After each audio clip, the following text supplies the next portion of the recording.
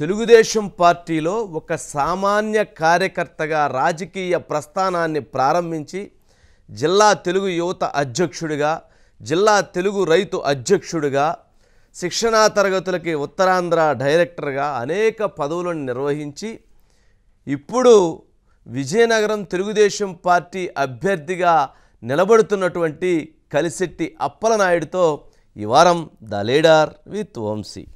అప్పలనాయుడు గారు నమస్కారం. నమస్కారం సార్. అప్పలనాయుడు గారు, ఏంటి మీరు ఎమ్మెల్యే టికెట్ అడిగారు, మీకు ఎంపీ టికెట్ వచ్చింది, ఏంటి ఎలా భావిస్తున్నారు, ఎలా చూస్తున్నారు? ఇది అదృష్టం అని మా వాళ్ళు అంటున్నారు. ఓకే, అదృష్టంతో పాటు ఒక పార్టీకి విధేయుడిగా ఉన్న ఒక సార్కి, ఒక రామ భక్తుడికి ఎలాగైతే ఆంజనేయ ఉంటాడో అలాగే పార్టీకి ఒక భక్తుడికి ఈ రోజు ప్రమోషన్ ఇచ్చింది. ఒక భక్తుడికి ప్రమోషన్ ఇచ్చారు. అది నాకు కూడా ఇన్ఫర్మేషన్ లేదు. ఓకే, నాకు హెచ్ఆర్ల కోసం డిస్కస్ చేసేటప్పుడు కూడా హెచ్ఆర్లో నాకు ఒక అవకాశం వస్తుందని ఒక ఆలోచన ఉండేది. దానికి పొత్తులో భాగంగా బీజేపీకి ఇచ్చారు. మా అనుచరులు, మా ఫ్యామిలీ మెంబర్స్, చాలా మంది మా ఫ్యామిలీ మెంబర్స్ నా మీద చాలా నమ్మకం, మా అనుచరులు కూడా నమ్మకం. ఏంటి సారు మామూలుగా ఉన్నాడు, ఏమి రియాక్ట్ అవ్వట్లేదు అని అనుకుంటున్నారు. నేను అన్నాను, రే మనం ఒకటే పార్టీకి మనం ఇదేమి పార్టీ పట్ల ఏ రోజు మన మనసులో కానీ బయట కానీ ఒక బ్యాడ్గా అనుకుంటే ఖచ్చితంగా అది రిఫ్లెక్ట్ అవుద్ది. ఖచ్చితంగా సార్ చూసుకుంటారు, మా యువ నాయకుడు లోకేష్ గారు చూసుకుంటారు.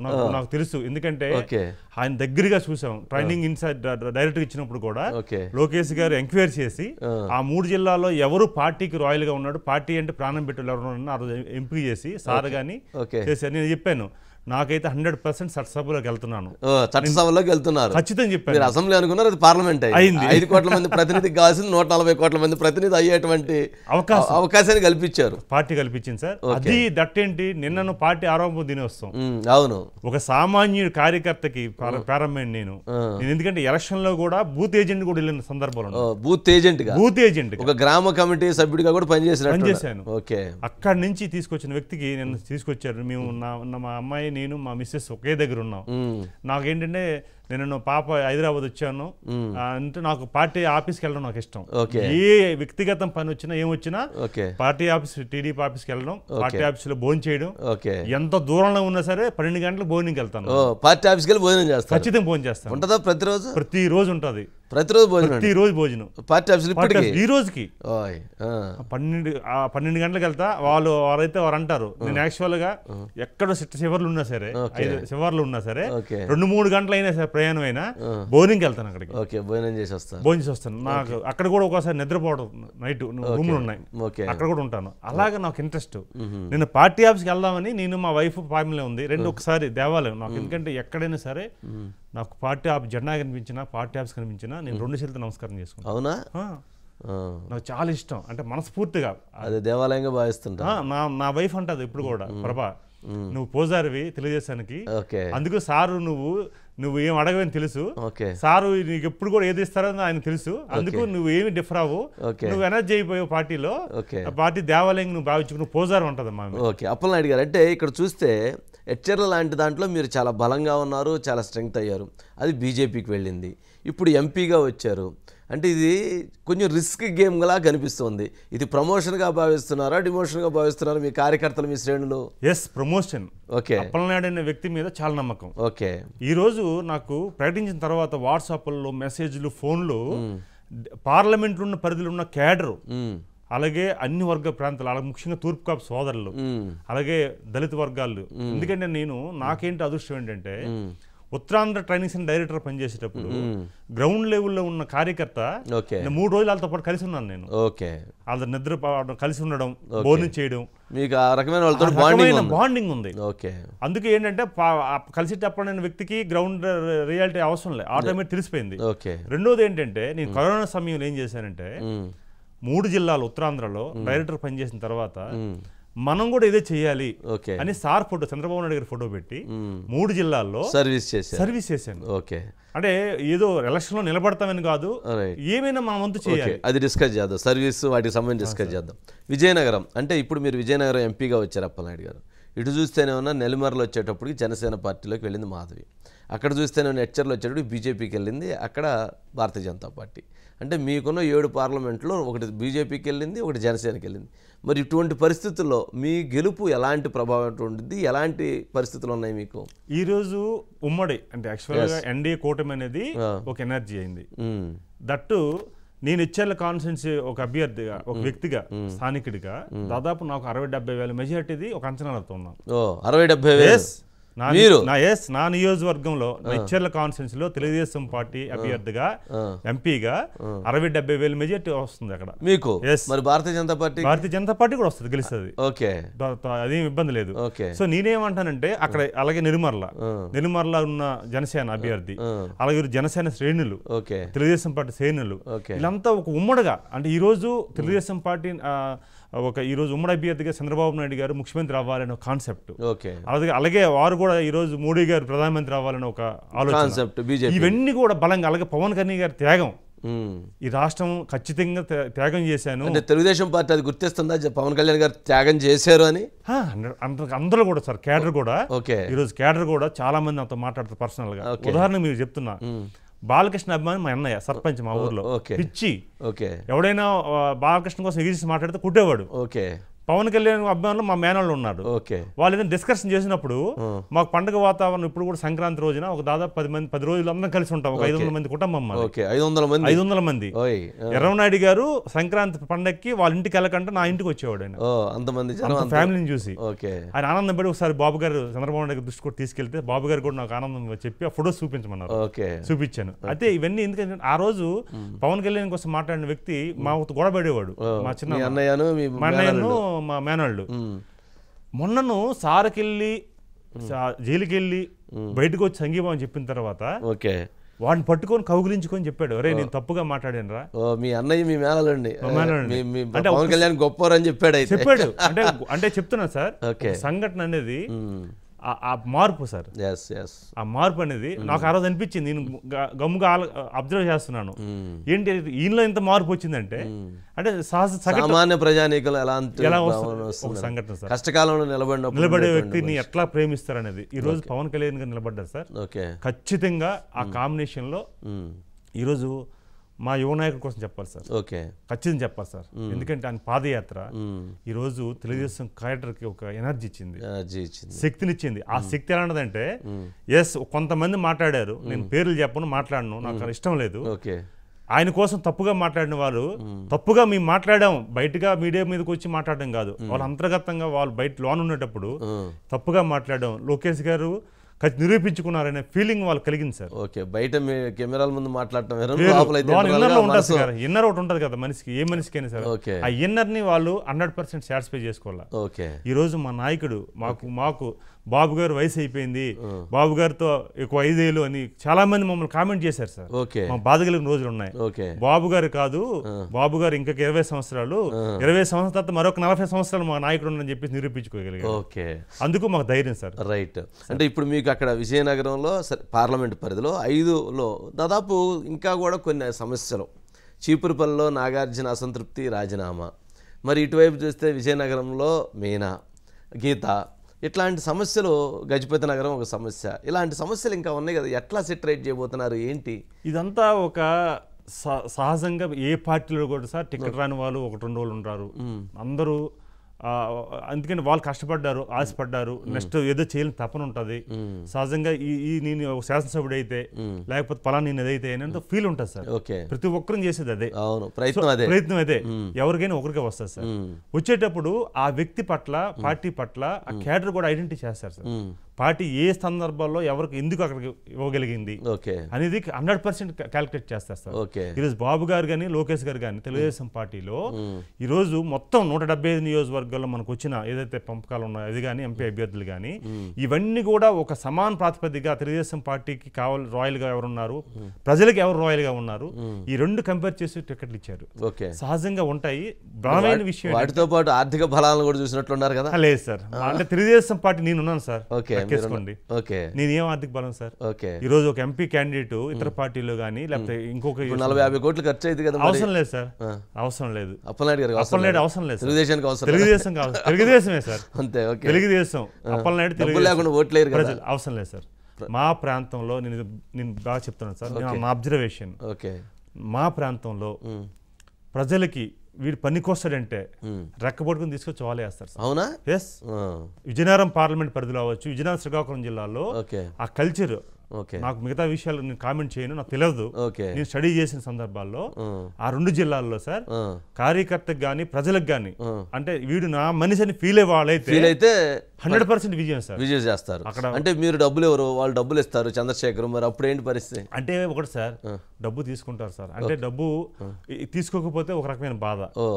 ఓకే. వచ్చేదని తీసుకోవడం కాదు సార్, వాళ్ళు ఏదైనా ఫీల్ అవుతారేమో, తీసుకోకపోతే ఇటు ఓటు వేయడానికి ఫీలింగ్ ఉంటుంది. దానికి సంబంధించి కొంతమంది నా అబ్జర్వేషన్ లాస్ట్ టైం ఎలక్షన్లో కొంతమంది డబ్బులు తీసుకొని వాళ్ళు బాధపడతారు, తీసుకొని ఆ డబ్బులు కూడా పేదవాడికి ఇచ్చే సందర్భాలు ఉన్నాయి సార్. వాటర్స్ అంటే నేను ప్రత్యక్షంగా చూస్తాను. ఎందుకంటే సొసైటీ వేయలేకపోతున్నాము, మళ్ళీ ఎందుకు వేయలేనప్పుడు మనం ఎందుకు లేని పక్కన వాళ్ళకి ఇచ్చే ఆ సందర్భాలు కూడా ఉన్నాయి సార్. అలాగా ఈ 2 జిల్లాల్లో చాలా మంది అట్టడుగ్గా ఉన్న వాళ్ళు ఐడెంటిఫై చేసేవారు మాత్రం చాలా ఇది. ఇప్పుడు నేనే ఉదాహరణ సార్, ఈరోజు విజయనగరం పార్లమెంట్ లో ఒక బీజేపీకి అడిగినప్పుడు బీజేపీలో ఏ స్థాయిలో చేశారో మీకు కూడా తెలుసు. కొన్ని వేల కోట్లు ఉన్న వాళ్ళు. అలాగే తెలుగుదేశంలో ఇది చిన్న విషయం కాదు, ఇది మహారాజు గారు సీట్ సార్, అది అశోక్ గజపతి రాజు గారు చిన్న విషయం కాదు సార్. మహారాజు కుటుంబం చెందిన వ్యక్తికి సరే ఆయన డబ్బులతో గెలిచి ఇప్పుడు ఆయన ఓట్లకి డబ్బులు ఇచ్చి సంస్కృతి ఆయనకి లేదు. ఆయనే బ్రాండ్. నీతి నిజాయితీ విజయ్ ఎవరంటే అశోక్ గజపతి రాజు. నీతి నిజాయితీ equal to Ashok Gajapathi Raju. Exactly. అలాంటి వ్యక్తి ప్లేస్ లో నన్ను పార్టీ గుర్తించి పంపించింది, అలాంటి వాళ్ళు యాక్సెప్ట్ చేశారు అని అంటే ఇంకేం కావాలి సార్? అంటే నేను అసలు యాక్చువల్గా నేను ఒక దరఖాస్తు చేసుకోలే, ఒక లాబింగ్ చేసుకోలే. హెచ్చర్ల బీజేపీకి వెళ్ళింది అన్నప్పుడు అసలు మీకు ఏమనిపించింది? ఇదేంటి టికెట్ పోయింది, నా భవిష్యత్తు ఏందని ఫీల్ కలిగింది మనసులో? కొంచెం ఆవేశం 1% కూడా లేదు సార్. 1% సార్. నేను చాలా బలంగా నమ్ముతాను సార్. ఎందుకంటే మరి ఎట్లా మీరు అంటే సీటు పోయింది, ఏంది భవిష్యత్తు తెలవదు, ఏమనిపించి ఏమి లేదా? ఒక్క నాయకుడి దగ్గర కూడా మాట్లాడలే, ఈవెన్ అధిష్టానం దగ్గర కూడా ఒత్తిడి చేయలే. ఓకే. నేను చెప్తున్నా మనస్ఫూర్తిగా, మా మిస్సెస్ కూడా, నా అమ్మాయి కూడా, ఒకే ఒక పాప, మా ముగ్గురు చాలా బాగా క్లోజ్గా ఉంటాం, ప్రతి విషయాన్ని చర్చించుకుంటాం, ఇష్టం మాకు చర్చించుకొని అడిగేయటం. ఏంటి అసలు అంటే ఈ చర్చలో కూడా మా మిస్సెస్ కూడా ఏంటండి ఇది ఇలా అని ఫీల్ రాలి, ఎందుకంటే మేము సైతం రథం కూడా పెట్టించుకున్నాం. రెడీ చేసుకున్నాం ప్రసారానికి. మీ 4 ఏళ్ళ నుంచి, ఇప్పుడే కాదు, 2019లో మన గవర్నమెంట్ ఓడిపోయిన తర్వాత ఫస్ట్ నేను హెచ్ఆర్ల కాన్స్టిట్యున్సీలో నేనున్నాను. నాకు టికెట్ ఎమ్మెల్యే అవుతాననే కాన్సెప్ట్ కాదు, నా కార్యకర్తకి నన్ను గౌరవించి, ఎందుకంటే పార్టీ నన్ను ఉత్తరాంధ్ర డైరెక్టర్గా నాకు ఒక మాట అన్నారు సార్, నాకు కన్నీళ్ళు వచ్చే ఆనందంతో ఆ రోజు. మీ 4 డైరెక్టర్లు, వెంకటరాజు, మధ్యపాటి వెంకటరాజు, సూర్యప్రకాష్, మన ఇప్పుడు శ్రీకాంత్, ఇప్పుడు ఎమ్మెల్యే శ్రీకాంత్, దెన్ రామ్ గోపాల్ రెడ్డి కడప, పులివెందుల, నేను, 4 కూర్చున్నప్పుడు సార్ ఒక్కరే ఉన్నారు సీఎం గారు. 2016 సార్, ఇది ఇంటి దగ్గర కూర్చుని పెట్టి, నాకు ట్రైనింగ్ ప్రోగ్రామ్ ఇష్టం. అన్నగారు ఎన్టీఆర్ గారు గండిపేటలో ఉన్న ట్రైనింగ్ ఇన్ఛార్జ్ ఇచ్చారు, ఆ ట్రైనింగ్ ప్రోగ్రామ్ చూసేవాడిని.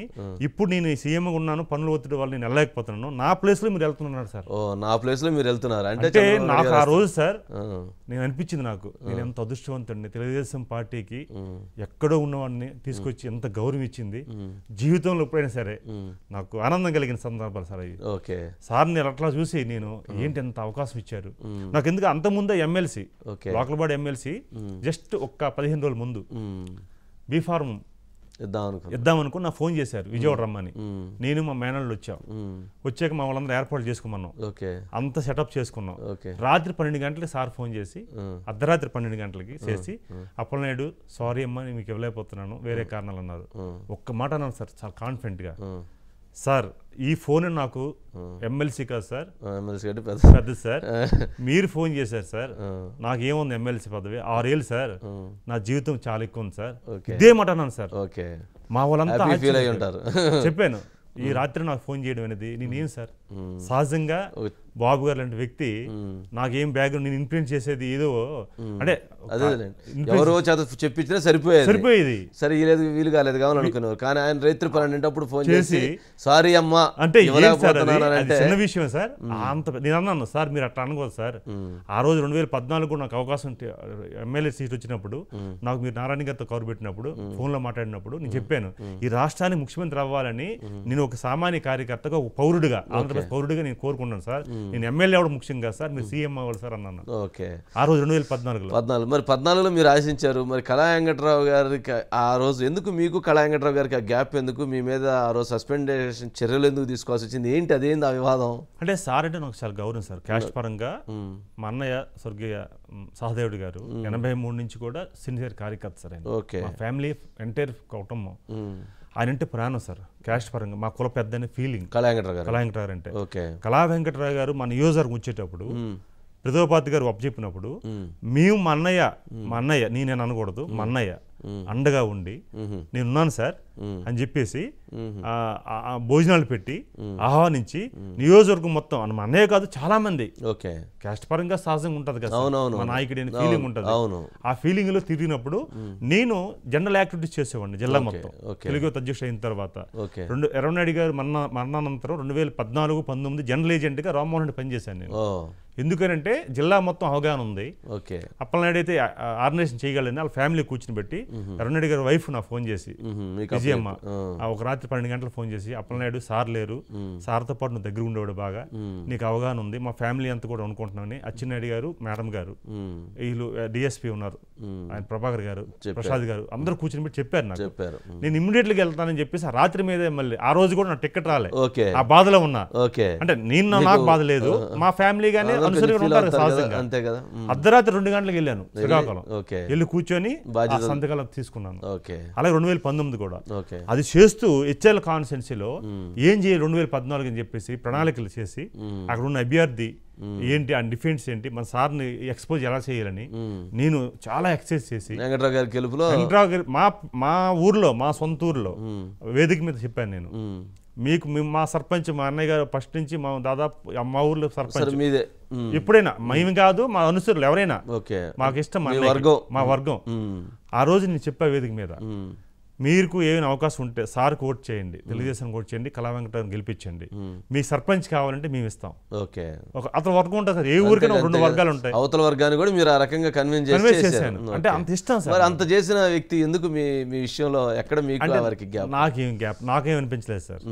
ఇప్పుడు లేదా గ్యాప్ పోయింది? ఇప్పుడు ఉండదు సార్. సస్పెండ్ చేసినప్పుడు ఏమనిపించింది సార్? నాకు యాక్చువల్గా నేను చాలా మంది సస్పెన్షన్ ప్రకటించిన తర్వాత పేపర్లో చూసిన తర్వాత చాలా మంది నాకు వచ్చి అడిగారు, ఏంటి ఇట్లా చేశారు, మీరు తప్పు చేయలేదు కదా అని. అంటే ఆయన ఏం తప్పుగా మాట్లాడలేదు, పార్టీ వ్యతిరేక కార్యక్రమం చేస్తున్నామని చెప్పేసి ఆయన అనుకుని ఇన్ఛార్జ్ అయినా సహజంగా నాయకుడు కనుక ఆయనకు ఆలోచన రావచ్చు, వచ్చి నీకు లేనప్పుడు నువ్వెందుకు ఫీల్ అవ్వాలి, సహజంగా ఫీల్ అవ్వాలి, ఫీల్ కావాలి. ఎస్ జెండా పట్టుకున్నా. నాకు అప్పుడు చాలా మంది ఇతర పార్టీ వాళ్ళు సహజంగా ఒక పార్టీ నుంచి డిఫర్ అయినప్పుడు వేరే వాళ్ళు ఆహ్వానం ఇవ్వడం కామన్, అది ఏ పార్టీని ఆహ్వానిస్తారు. అటువంటి ఆహ్వానాలు వచ్చినాయి మీకు? చాలా వచ్చి చెప్పా, నా తెలుగుదేశం జెండా. మా అన్న 83లో అన్న ఎన్టీఆర్ గారు ఇక్కడ పార్టీ పెట్టించిన తర్వాత అసలు ఆ ఎజెండా కూడా రాకుండా ముందే మా వాడు ఒక పసుపు కలర్ ని డిజైన్ చేశాడు, అంత ఇష్టం.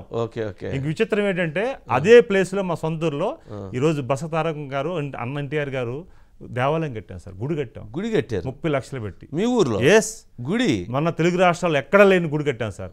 ఇది ఓపెనింగ్ సిద్ధంగా ఉంది. నా కోరిక ఏంటంటే దంపతులు, సార్ దంపతులు గాని, లోకేష్ గారి దంపతులు గాని, బాలకృష్ణ గారి దంపతులు గాని ఎవరిని వచ్చి ఇనాగ్రేషన్ చేయాలి అంటే అంత ఇష్టం సార్ మాకు పార్టీ పట్ల. అందుకే నేను ఎప్పుడు డిఫర్ అవను, ఎవరు కామెంట్ చేశారనో లేకపోతే అప్పటికి లేదన్నా లేకపోతే ఏం అసలు మీ పని మీరు చేసుకుని నమ్ముకోవడం సార్. నాకు ఇప్పుడు కూడా వేరే కామెంట్ చేయడం కానీ నాకు ఇప్పుడు అంటే చీపురుపల్లిలో వారు కంటెస్ట్ చేస్తున్నారు, మీరేమన్నా ఇప్పుడు ఎంపీ కంటెస్ట్ చేస్తున్నారు, ఆ సయోధ్య ఉండిద్దా రేపు ఎన్నికల్లో? నేను ఫస్ట్ సార్ ప్రకటన వచ్చిన తర్వాత ఫస్ట్ కాల్ చేసి కళా వెంకటరావు చేశారు. ఎందుకంటే నేను బాగా ఇష్టపడతాను సార్. నేను పార్టీని ఇష్టపడతాను, తర్వాత నాయకత్వాన్ని ఇష్టపడతాను.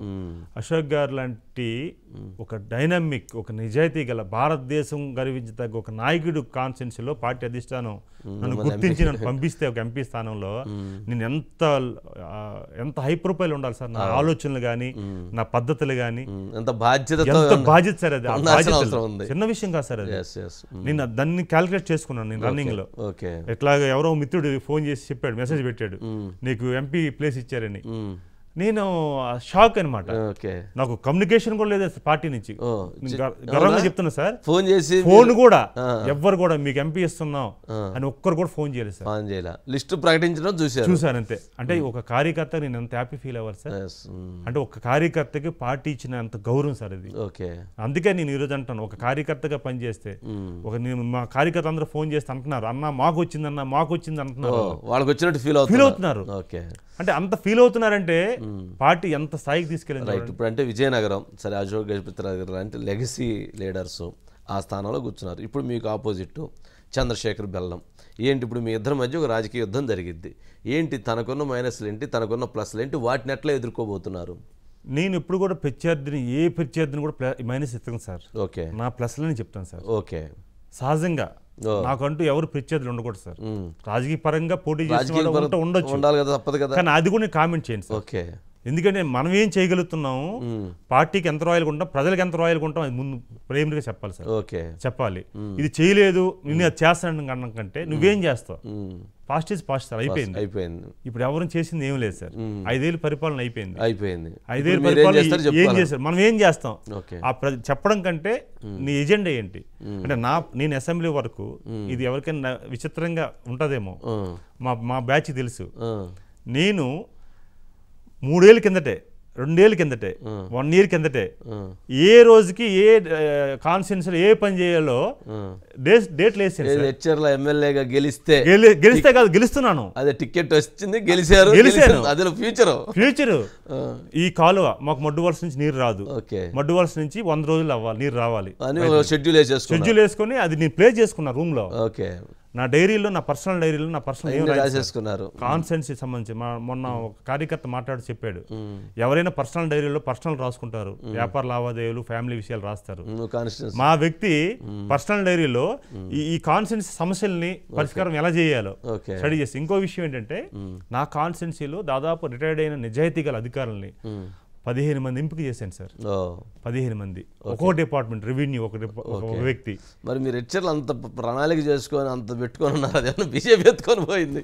సరే, మీ అదృష్టం బాగుండి మీకు ఇది వచ్చింది. అంతే సార్. ఇప్పుడు పార్లమెంట్ చేసుకుంటున్నాను సార్. పార్లమెంటే చేస్తున్నారు. పార్లమెంట్ లో ఒక ఎజెండా పెట్టుకుంటారు. అంతే కదా. ఒక పక్క అక్కడ ఎన్డీఏ గవర్నమెంట్ వస్తుంది, ఒక పక్క మా నాయకుడు చంద్రబాబు నాయుడు ముఖ్యమంత్రి అవుతున్నారు, మాకు అండగా ఉన్న నారా లోకేష్ గారు వచ్చేటువంటి పరిస్థితి ఉందంటారా? 100% క్లియర్ గా 100%. అంటే విజయనగరం లేదా ఉత్తరాంధ్ర లాంటి దాంట్లో సీట్ల ఎంపిక విషయంలో తెలుగుదేశం పార్టీ కొంత విధానపరమైన లోపాలు అవలంబించింది అనేటువంటి ఒక చర్చ జరుగుతుంది. అంటే అసంతృప్తులు ఎక్కువగా ఉండే, అది దెబ్బేస్తాయి అనేటువంటి ప్రభావం ఉంది. ఏమంటారు దాన్ని? సార్, ప్రజలు సిద్ధంగా ఉన్నారు సార్. ప్రజలు సిద్ధంగా ఉన్నారు, నాయకులు లేకపోయినా కానీ. అంటే నాయకులు లేకపోవడం కదా, ఉంటారు వాళ్ళు కూడా. ఓకే సార్, ప్రజల అభిప్రాయమే నాయకుడి అభిప్రాయం సార్. నాయకుడి అభిప్రాయం, ప్రజల అభిప్రాయం ఎవరు తీసుకొస్తారు ఏ సందర్భంలో కూడా. అది ఒక రాజకీయ పార్టీ కాదు సార్, మన టీంలో కూడా. ఇప్పుడు కూడా అంటే టీం ఉన్న అభిప్రాయాల్ని ఎక్కువగా చేసుకుంటూ షేర్ చేసుకుంటూ వెళ్తారు. ఇప్పుడు బాబు గారిని తీసుకోండి సార్, బాబు గారికి ఎవరు టిక్కి పెట్టినా ఒకటే వాస్తవంగా అయిపోతారు అంతే. మరి ఈ రోజు ఇంత కసరత్ చేసి అసలు పార్లమెంట్ లో గొంగోలు పెట్టారు. ఏ స్థాయి వాళ్ళు ఢిల్లీ స్థాయి నుంచి కూడా లాబింగ్ చేసి, అవును, ఈ సీట్ కోసం. కానీ అదృష్టం, మీ అదృష్టం ఎలాంటిదంటే, విజయనగరం భారతీయ జనతా పార్టీకి ఇచ్చినటువంటి సీటు అనుకోకుండా అది రాజంపేటకు మారటం, మీది ఖాళీ అవటం, మీకు హెచ్ఎల్ సీట్ లేకపోతే అది మీకు అన్ని మీకు అదృష్టం కలిసి రావటం. అంటే నేను ఎక్కువగా సహజంగా ఒక వ్యక్తి పట్ల మనం ఎంత ప్రేమగా ఉంటామో ఆ వ్యక్తి మన పట్ల అంత ప్రేమగా ఉంటాడని నమ్మే వ్యక్తిని సార్ బేసిక్గా. నేను ఇప్పుడు కూడా విశ్వసించింది ఏంటంటే, ఎవరిని కూడా ఇటువంటి సందర్భాల్లో కూడా ఒకవేళ మనకి ఏదైనా పని జరగలేదంటే వెంటనే మనసులో ఇది చేయలేకపోయాను అనుకోను సార్, ఏదో కారణం ఉండొచ్చు. అలా ఆలోచిస్తే సమస్య ఉండదు, ఏదో కారణం ఉండొచ్చు. నాకు 2 సార్లు ఎమ్మెల్యే కానీ ఎమ్మెల్సీలు 2 సార్లు కానీ మిస్ అయినప్పుడు అన్ని రేసులో ఇంక విచిత్రమైన ఒక మాట చెప్తా. నా జిల్లా పార్టీ అధ్యక్షుడి రేసులో ఐవీఎస్ కాల్స్ పెట్టారు. ఒక 10 ఏళ్ళ కిందట సంఘటన. వివి చౌదరి గారు పార్టీ ఆఫీసులో ఇన్ఛార్జిగా ఉన్నారు. నాకు గౌత్ శ్యామసుందర్ శివాజీ, అలాగే ఇప్పుడున్న సిట్టింగ్ చౌదరి బాబ్జీ కలిసి టప్పలనాడు ఎవరు నచ్చారో 1-2 పెట్టమని చెప్పి వస్తుంది కామన్ కాల్స్. నేను గొప్ప ఆనందం అయిపోయా. ఎట్లా ఆనందం అయిపోయింటే, గౌతమ్ శ్యామసుందర్ శివాజీ లాంటి వ్యక్తి పక్కన పార్టీ నా పేరు పెట్టడం అనేది నేను హ్యాపీ ఫీల్ అయ్యా మనసులో. సరే, ఆ రోజు శివాజీ గారికి ఇచ్చారు, అధ్యక్షుడు అయ్యారు ఆ పాప శ్రీశమ్మ. నేను వచ్చాను పార్టీ ఆఫీస్కి, వైట్ పేపర్ తీసుకొని కృతజ్ఞత లెటర్ రాశాను చంద్రబాబు నాయుడు గారికి. సార్, నాకు శ్రీకాకుళం జిల్లా పార్టీ అధ్యక్షుడిగా పరిశీలనలో పెట్టి నా అభిప్రాయాలు కార్యకర్తల అభిప్రాయాలు మీరు తీసుకున్నందుకు నేను ధన్యుణ్ణి, కృతజ్ఞతగా నేను చాలా ఆనందంగా ఉన్నానని చెప్పేసి ఆయనకి ఇచ్చాను. వివి చౌదరి గారికి సార్కి పంపించండి అని. ఆయన లెటర్ చదివి షాక్ అయ్యాడు. ఇదేందయ్యా, ఎవడైనా పార్టీ ఇది రాకపోతే ఇక్కడ అల్లరి చేస్తారు, అధ్యక్షుడు ఎవడైనా అయితే వచ్చి శుభాకాంక్షలు థ్యాంక్స్ చెప్పి వెళ్తారు, నీకు ఏమీ రాంది నువ్వు కృతజ్ఞత చెప్తున్నావు అంటే చెప్పాను సార్, పార్టీ అనేది ఒక వ్యవస్థ సార్. పార్టీలో నన్ను ఎక్కడో ఒక శక్తిశీల వ్యక్తిని గుర్తించి ఒక జిల్లా పార్టీ అధ్యక్షుడు రేసులో పెట్టారే, అది సార్ మనం తెలుసుకోవాల్సిందని చెప్తే స్వీట్లు ఇచ్చాను సార్. ఆ రోజు పార్టీలో ఉన్న అక్కడ అందరికి కూడా పంచా. అంటే నేనేమంటానంటే మనం గుర్తించవలసింది అది గుర్తించాలి తప్ప కానీ రేసులో పెట్టారు నాకు రాలేదు వేరే వాళ్ళకి ఇచ్చేసారు, రేసులో పెట్టడం దాన్నే మీరు గొప్పగా ఫీల్ అయ్యారు. అందులో శివాజీ గారి పక్కన పేరు రావడం సార్కి కూడా సందర్భాలు చెప్పాను. అదే సందర్భాల్లో శ్రీకాకుళం కానీ విజయనగరం జిల్లాలో కానీ సార్ వచ్చేటప్పుడు వైజాగ్ వచ్చినప్పుడు నాకు ఇప్పుడు వచ్చినా సార్ని కలవడం ఇష్టం సార్. ఎందుకంటే 95లో సీఎం అయిన తర్వాత నేను వేరే ప్రొఫెషన్లో ఉండేటప్పుడు నా ఫ్యామిలీ ఉండేటప్పుడు కేవలం ఆయన ఇష్టపడి నేను మా మిస్సెస్ నేను ఆలోచించి నేను పార్టీలో యాక్టివ్ అయ్యాను. ప్రజా పార్టీ గారు స్పీకర్గా ఉన్నారు, మంత్రిగా ఉన్నారు, తర్వాత స్పీకర్ అయ్యారు. ఆ సందర్భాల్లో ఏం చేశానంటే ఆయన మీద ఇష్టం సార్, బేసిక్ గా ప్రేమ. ఎందుకంటే ఆయన చూడడం ఇష్టం. అందుకే ఆ 3 జిల్లాల్లో ఏ ప్రాబ్లం ఉన్నా సరే పసుపు రక్తం పారుతున్నట్టు మొత్తం సార్ నాకు ఎల్లో సొక్కాలు ఒక 50 ఉంటాయి సార్, ఎల్లో సొక్కాలు. మా ఈయన అంటాడు, కామెంట్ చేస్తుంటాడు, మాకు ఇన్ఛార్జి ఉన్నాడు మన బుద్ధ వెంకన్న, ఏంద్రా బాబు నువ్వు షర్ట్ మార్చవా అంటాడు. ఇప్పుడు చెప్తే సరదా పడతాడు. అలా సార్ జనరల్గా ఏంటంటే ఒక ఇష్టం, ఆ ఇష్టం ఏమైంది ఇప్పుడంటే ఒక సభ్యుని చేర్చింది సార్ పార్టీలో.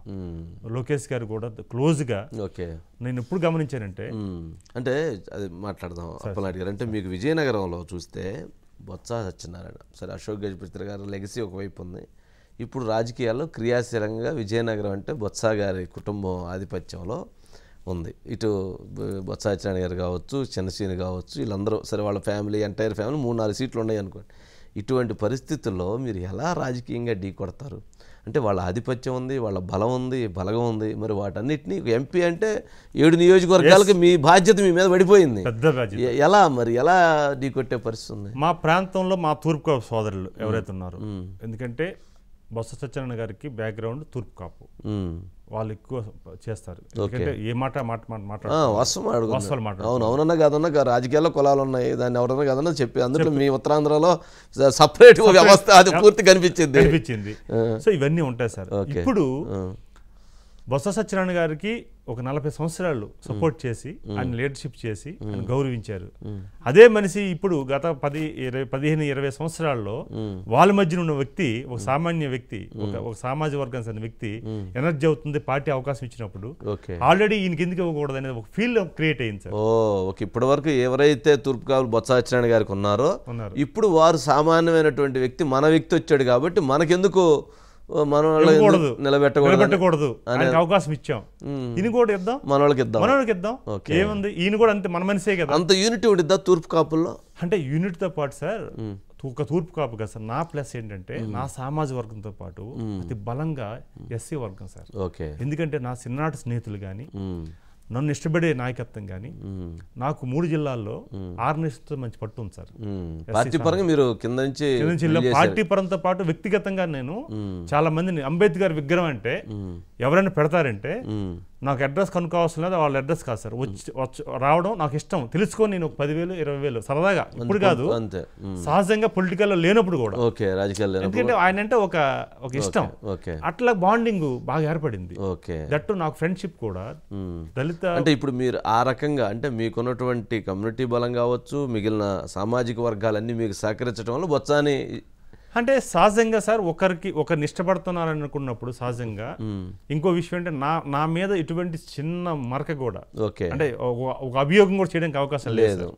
ఫస్ట్ ఆఫ్ ఆల్ ఇప్పుడు అప్పలనాయుడు ఏదో చేసాడు అనడానికి లేదు సార్.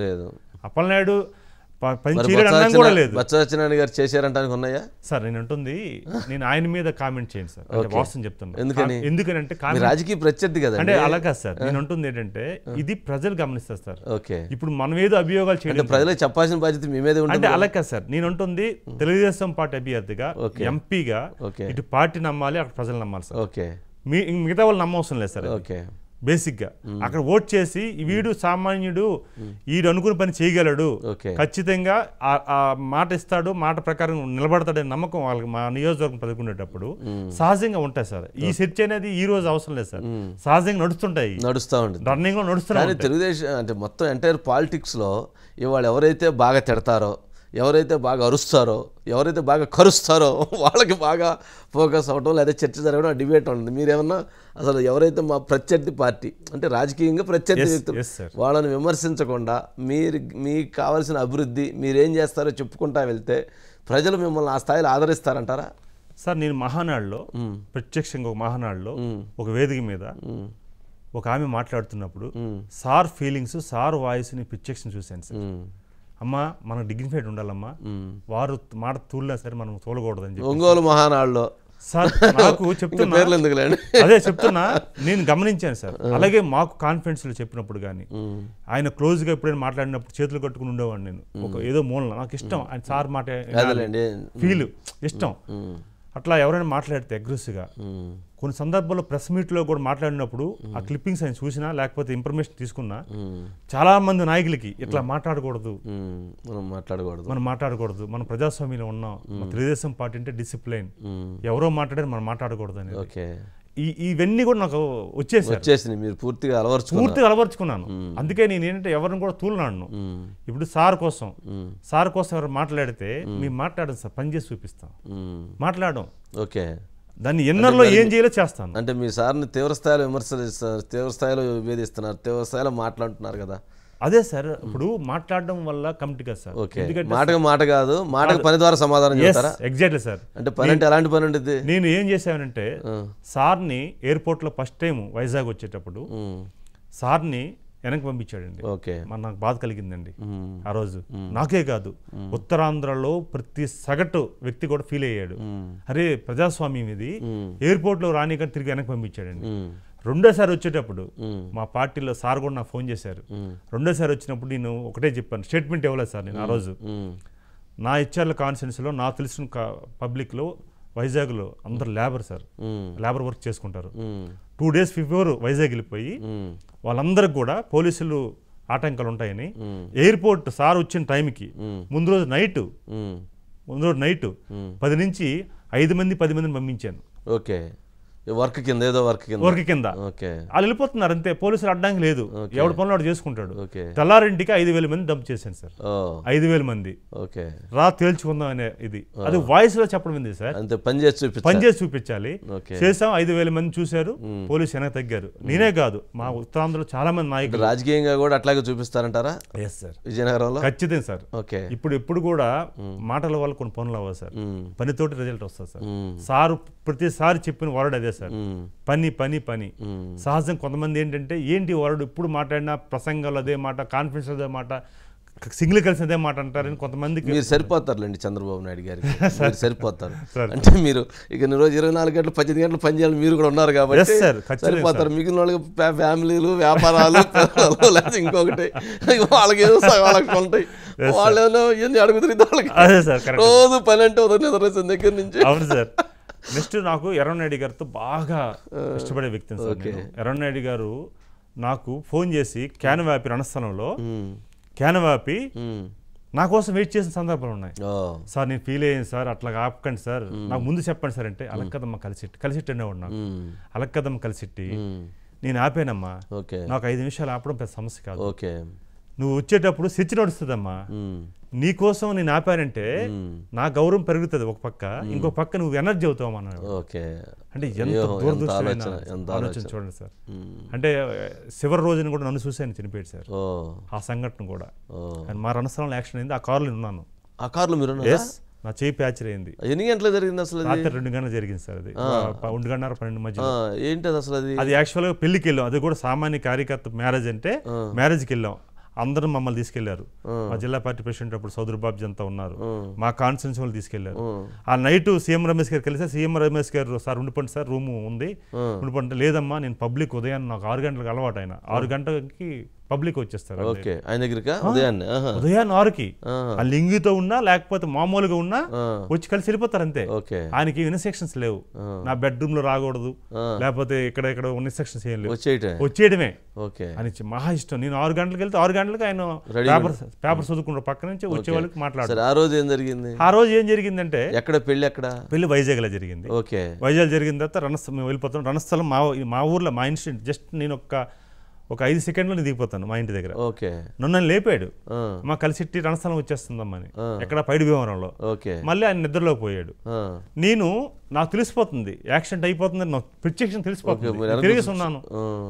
నేను సార్కి తగులుతుందేమో అని చెప్పేసి డ్రైవరు ఢీకొంటాడనే ఆలోచనతో ఇట్లా అడ్డు పెట్టా సార్కి, చెయ్యి టెక్క మధ్యలో ఉండిపోయి అయిపోయింది. ప్రమాదం జరగలేదు. ఆయన ఏం చేశారంటే ఫుడ్ తిన్నాడు లేట్గా, ఆ ఫుడ్ లోన ఆ లెన్స్ లోకి వెళ్ళిపోయి హార్ట్ ఫెయిల్ అయింది. చివరి రోజున మేము వార్త పెడుతున్నప్పుడు ఎట్లా జరిగింది యాక్సిడెంట్? దాంట్లో కుట్ర ఏం లేదు సార్, కుట్ర కానీ అలాంటిది ఏం లేదు. ఎందుకంటే అందరూ ప్రేమించే వ్యక్తి సార్ ఆయన ఎట్లా అంటే ఒక పార్టీ లీడర్. డివైడర్ కింద? డివైడర్ కాదు సార్, యాక్చువల్గా ఒక బండి కట్ అవ్వాలి, అది యూటర్న్. అది లారీ వెనక్కి వాడు ఏం చేశాడంటే ఈ డ్రైవర్ అంచనా వెళ్ళిపోయాడు, డ్రైవింగ్ ముందుగా వాడు వెళ్ళి వెనక్కి వచ్చింది అనమాట, కటింగ్ కావాలి వాడికి. వెంటనే వీడు ఏం చేశాడంటే చిన్న యాక్సిడెంట్ అయిపోయి, యాక్సిడెంట్ బలమైన యాక్సిడెంట్ కూడా కాదు. సార్కి ఏంటంటే గతంలో ఒక ఇన్సిడెంట్ జరిగింది, నక్సల్స్ ఇన్సిడెంట్. ఆ భయం శబ్దం వచ్చినా సరే సార్ కొద్దిగా భయపడేవాడు. అది పైకి వెళ్ళి కింద దిగింది కదా నక్సలైట్లు పేలింది, దాంతో ఒక ఫీల్ ఆయనకి ఇప్పుడు కూడా భయింది. అది హార్ట్ ఫెయిల్ అయింది సార్కి. ఆ యాక్సిడెంట్ ద్వారా ఆయన చనిపోలే, హార్ట్ ఫెయిల్ అయింది. ఇవన్నీ కూడా జరిగాయి. ఆ భయం విషయం ఏంటంటే ఎర్రనాయుడు గారు చనిపోయారనే విషయం నాకు 2 days వరకు తెలియదు సార్. ఇంకా హాస్పిటల్లో ఉంచారని చెప్పారు మా ఫ్యామిలీకి, నా దగ్గరకు వచ్చేవాళ్ళు. కానీ ఎర్రనాయుడు గారు అల్లుడు శ్రీనివాస్ రాజమండ్రి శ్రీనివాసు, వాళ్ళ తమ్ముడు కొడుకు సురేష్, వాళ్ళిద్దరు వచ్చి నన్ను వాదాచ్చారు హాస్పిటల్కి వచ్చి. 3 రోజుల తర్వాత 3 రోజుల వరకు నాకు పేపర్ కానీ న్యూస్ కానీ పెట్టలే. హాస్పిటల్లో ఉన్నారు, వైజాగ్ తీసుకెళ్లారు, సార్ సేఫ్, కాలు ఇరిగిపోయింది, ఆపరేషన్ చేశారు అని చెప్తున్నారు. మా వైఫ్, మా అమ్మగారు, మా తమ్ముడు, మా అన్నయ్య అందరూ బయట నిల్చొని ఎవరైతే విజిటర్స్ నాకు పల్లెమరికి వస్తారు చెప్పుకోబోకండి ఎట్లా వెళ్ళగలంటే వాళ్ళు కూడా వచ్చి చూసి వెళ్తున్నారు అంతే. ఈవెన్ ఆ రోజు ధర్మాన ప్రసాద్ కూడా వచ్చాడండి పల్లెమర్స్కి. ఎందుకంటే ధర్మాన ప్రసాద్ కూడా మీకు చెప్పాలా, కన్నిదారి పోరాట కమిటీలో ఆ గ్రానైట్ లో నేను ఉద్యమం చేశా, 1000 కోట్ల ప్రాజెక్ట్ అది. నేను ధర్మాన ప్రసాద్ మీద ఎగ్నిస్ట్ ఉద్యమం చేసి ఆయన ఎగ్నిస్ట్ హైకోర్టులు ఫిల్ చేశాను. సార్ ఆ రోజు నన్ను ప్రమోట్ చేసి ఆయన నీ ఖర్చులు కొన్నామని చెప్పేసి పార్టీ ఆఫీస్లో, ఈ పార్టీ ఆఫీస్లోనే హైదరాబాద్లో నాకు 50,000 ఇచ్చారు సార్ బాబు గారు. నాకు ఎర్రనాయుడు గారి సమక్షంలో, అమ్మా 50,000 ఉంచుకో, ఖర్చులు ఉండాలంటే లాయర్ గారి ఖర్చులు కొనాలన్నారు. లేదు సార్ పర్లేదు పెట్టుకుంటా సార్, లేదమ్మా ఇది ఇవ్వు అని చెప్పేసి. అంత నమ్మకం సార్ నా పట్ల. వేస్తే నేను పోరాటం చేస్తే ఒక మిత్రుడు, పాత్రికేయ మిత్రుడితో నాకు రాయబారం పంపించారు. సహజంగా ఉంటది కదా, ఏంటంటే నేను మాట చెప్పా, ఉద్యమం చేసింది గిరిజనులు, అక్కడ రాష్ట్రపతి అవార్డు తీసుకున్న వ్యక్తి సర్పంచ్ అనుమతులు లేవని మేము పోరాటం చేస్తున్నాం, అనుమతులు తీసుకోకుండా మీరు చేశారు. ఆయన నిజాయితీ పరుడు. అక్కడ గిరిజనులది. అప్పలనాయుడికి ఆ కొండకి సంబంధం లేదు, ఆ నియోజకవర్గం సంబంధం లేదు. పోనీ పోరాటం చేస్తే ఆ ఓట్లు ఎస్టీ కాన్స్టిట్యున్సీ, అక్కడ ఏదో పోరాటం చేస్తే సానుభూతి పొందడానికి. సో నాకు ఈ కాన్సెప్ట్ కాదు. నేనేం పత్రికలో వచ్చింది, టీవీలో వచ్చింది, ఒక రాష్ట్రపతి అవార్డు తీసుకున్న సర్పంచ్ అనుమతులు తీసుకోకుండా ఈయన పర్మిషన్ తీసుకుంటే అనుమతులు తీసుకున్నాడు, ఇది రాంగ్, దినలేగలనే వచ్చింది. అప్పుడు మా వైఫ్ నేను పేపర్ చూస్తున్నప్పుడు అనిపించింది తప్పు కదా, అట్లా చేయాలి. 2-wheeler మీద వెళ్ళాను సార్ నేను, దాదాపు మా రణస్థలానికి పులిపుట్టికి. ఏం చేశారు చెప్పేటప్పుడు ఏంటి అంటే సార్ చెప్పా, మీడియేటర్ చెప్పాను, ఇందులో నా ప్రమేయం లేదు, నాకు సంబంధం లేని విషయం, నాదంతా కూడా తప్పుగా వ్యవహరిస్తాను కూడా పోరాటం చేయాలా, ఇది పాత్ర. రాజీగమ్మన్నారు. అంటే రాజీ అంటే ఎందుకు ఇంత స్థాయికి వెళ్తుంది అంటే ఎక్కడికి వెళ్ళిందంటే అది ప్రతిపక్షంలో ఉన్న ప్రజారాజ్యం చిరంజీవి గారిని తీసుకెళ్ళా, దత్తాత్రేయ దగ్గర బీజేపీ దత్తాత్రేయ గారిని తీసుకెళ్ళా, సిపిఐ నారాయణ గారిని తీసుకెళ్ళా, రాఘుల గారిని బివి రాఘుల గారిని తీసుకెళ్ళా, సిపిఎం లోక్సత్తా జయప్రకాష్ నారాయణ గారిని తీసుకెళ్ళా, బాబు గారిని తీసుకెళ్ళా, నేనే లీడ్ చేశాను దానికి. టోటల్ 1000 కోట్ల అవినీతి జరుగుతుందని మొదలు పెట్టాం. అది ప్రసాద్ గారి చుట్టూ తిరుగుతూ ఉంది. ఎవరు దొరుకున్నా కానీ ఇప్పుడు నాయకుడు ఆయన కాబట్టి ఆయన చుట్టూ తిరిగింది. తప్పు అని చెప్పేసి అప్పుడు నేను చెప్పా, ఇదంతా ఏంటంటే ఎంత పీక్ వెళ్ళేదంటే ఢిల్లీ వెళ్ళి సోనియా గాంధీని కలిసాం. ఎవరు అప్పుడు ఒక సోర్స్ని పట్టుకెళ్ళి మా సంఘాలని అఖిలపక్ష సమన్వయకర్త చేశాను ఓకే అన్ని సంఘాలకి. మొత్తానికి మీరు పోయి కంప్లైంట్ చేశారు, మీ మినిస్టర్ ఎట్లా ఇట్లా చేస్తారు? చేస్తున్నాడు అని చెప్పి ఆ స్థాయి కూడా వెళ్ళి చూస్తున్నప్పుడు యాక్సిడెంట్ అయిన తర్వాత కూడా ఆయన వచ్చి సహజంగా పరామర్శ అందరూ చేశారు. ఎందుకంటే ఆయన ఏంటంటే ఎర్రనాయుడు గారికి ప్రీ శిష్యుడు అనేది తెలుసు ఆయనకి, అంటే బలంగా ఇష్టపడతాడని. ఆ కోణంలో ఆయన వచ్చాడు, వచ్చి విశ్లేషాడు.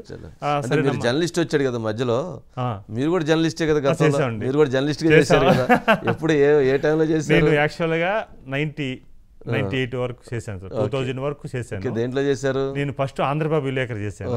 చేసిన తర్వాత ఒక 2 months తర్వాత ఈనాడు అవకాశం వచ్చింది, ఈనాడులో చేశాను. ఈనాడులో నాకు బెస్ట్ అవార్డు చైర్మన్ గారు ఇచ్చారు సార్, రామోజీ గారు చేతుల మీదుగా బెస్ట్ అవార్డు తీసుకున్నాను. మళ్ళీ కిరణ్ గారికి కూడా ఇచ్చారు. ఇవన్నీ నాకేంటి, ఇంకో విషయం ఏంటంటే నాకు ఎందుకంటున్నా, నాకు సహజంగా ఆ అనుభవం ఉంది కనుక అందరితో అన్ని వర్గాలతో దగ్గర అయిపోయాను. పార్టీ పరంగా రిలేషన్స్ వచ్చేసి అందరితో మీరు దగ్గర అయ్యారు. ఎర్రనాయుడు గారి దగ్గర అందరూ అయ్యారు, అందరూ పిక్ చేసుకున్నారు, నచ్చేసి.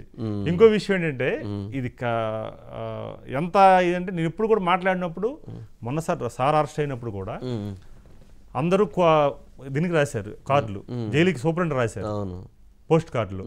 నేను 1,00,000 కార్డులు నా కాన్ఫిడెన్స్ సంతకాలు సేకరణ చేసి సంతకాలు పెట్టించి అభిప్రాయాలు తీసుకొని నేచురల్ గా అభిప్రాయాలు, ఏదో ఒక దగ్గర కూర్చొని సంతకాలు పెట్టడం కాదు. 1,00,000 కార్డులు 25 ప్యాకింగ్ చేసి 25,000 ప్యాకింగ్ చేసి ఎయిర్పోర్ట్లకు తీసుకొచ్చి ఎయిర్పోర్ట్ల నుంచి నేను ఢిల్లీ తీసుకెళ్లి ఢిల్లీలో రిసీవ్ చేసుకొని అది పర్మిషన్ పెట్టి నేను మా సత్యనారాయణ ఉన్నాడు అక్కడ పార్టీ అక్కడ ఢిల్లీలో, ఆయన చెప్తే పర్మిషన్ పెట్టాడు. పెడితే అక్కడ సెక్రటరీ గారు ఉంటారు ఢిల్లీలో, సెక్రటరీ గారు పర్మిషన్ పెట్టి సెక్రటరీ గారికి వెళ్ళడానికి 4 స్టెప్పులు ఉన్నాయి. 4 స్టెప్ల వరకు కారు కొంతవరకు వచ్చింది.